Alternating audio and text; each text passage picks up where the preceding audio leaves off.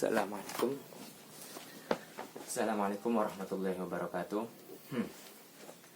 Kemarin ada yang potongnya apa? Kita teruskan dari bawah dulu, ya kan?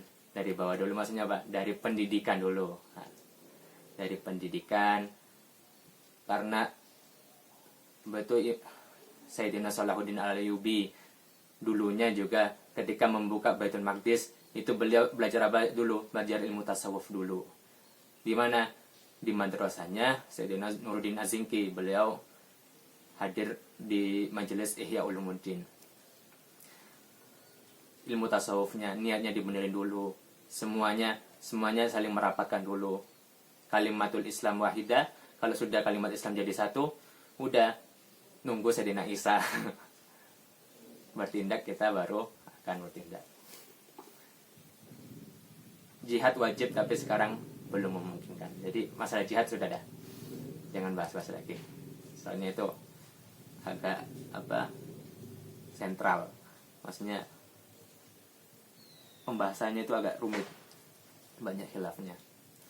Sekarang kita akan membahas, ngomong-ngomong soal pendidikan, membahas sejarah Ramadan yang selanjutnya, yaitu sejarah nuzulul Quran.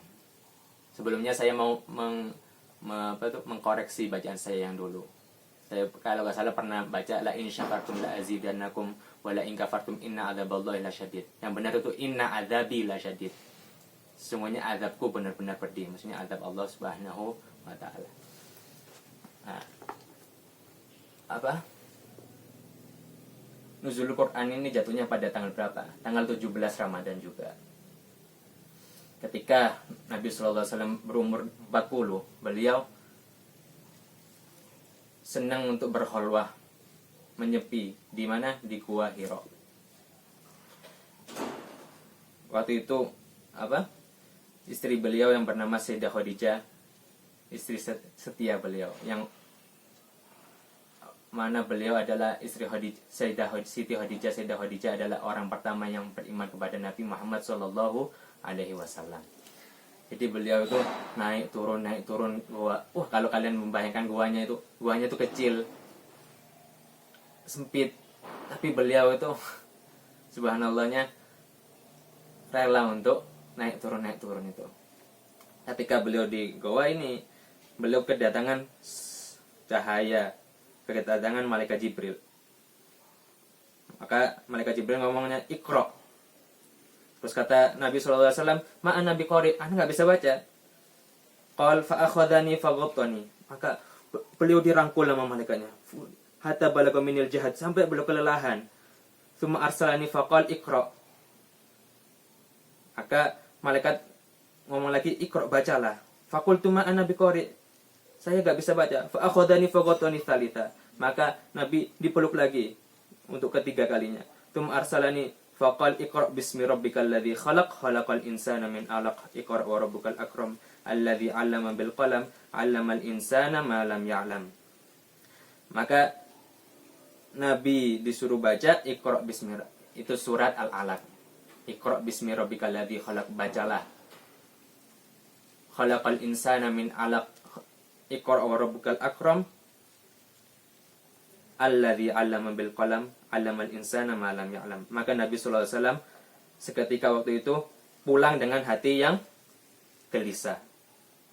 Maka masuk ke Sayyidina Khadijah, akhirnya beliau minta diselimutin, selimuti. Akhirnya beliau diselimuti. Di sini kita akan membahas kenapa kok Iqra. Kita ini umatnya itu umat Iqra.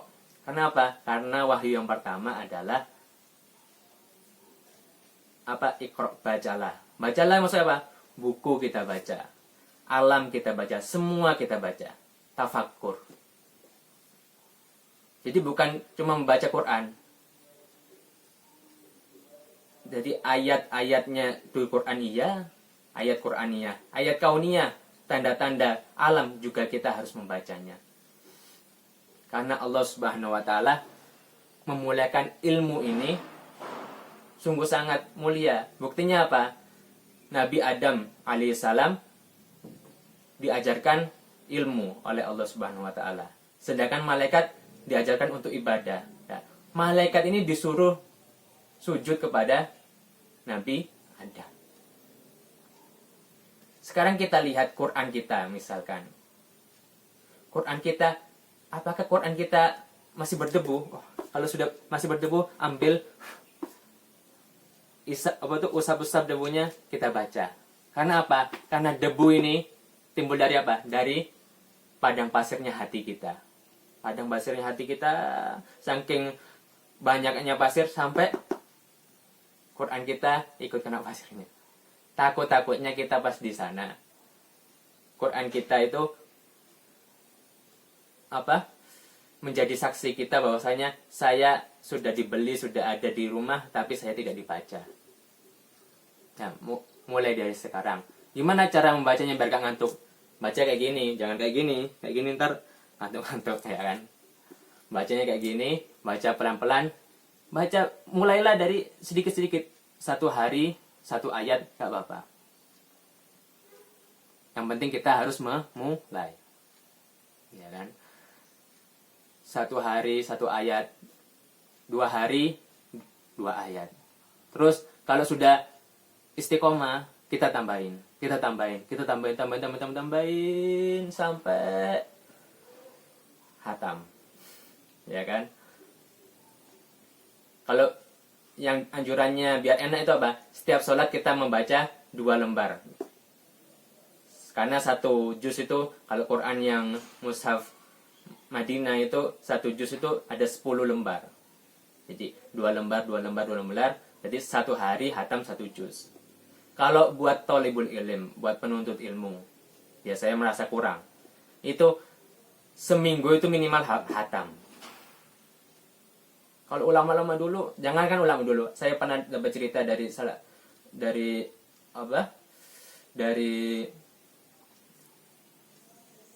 ustadz saya, bahwasanya temannya almarhum ustadz saya itu baca sehari itu 1 hataman langsung. Gimana? Waktunya barokah. Ya, kita sekarang introspeksi diri. Gimana, apakah kita sudah membaca Quran kita, apakah sudah dibaca? Kalau sudah membaca Quran, apakah alam semesta ini sudah kita baca tanda-tandanya sehingga kita mencapai dalam keimanan? Apakah kita tenggelam dalam kelalaian? Apakah HP kita mengalahkan Quran kita? Kalau kalau dibaca Quran sulit, tapi kalau sudah megang HP dipanggil aja sulit. Wallahu taala a'lam. Ya, insyaallah kajian selanjutnya kita akan membahas tema-tema yang lainnya. Berhubung sekarang sudah mau memasuki malam yang 20 terakhir ini, kita akan membahas tema-tema yang lainnya. Akhirul kalam, salam dakwah Cengyos. Wassalamualaikum warahmatullahi wabarakatuh.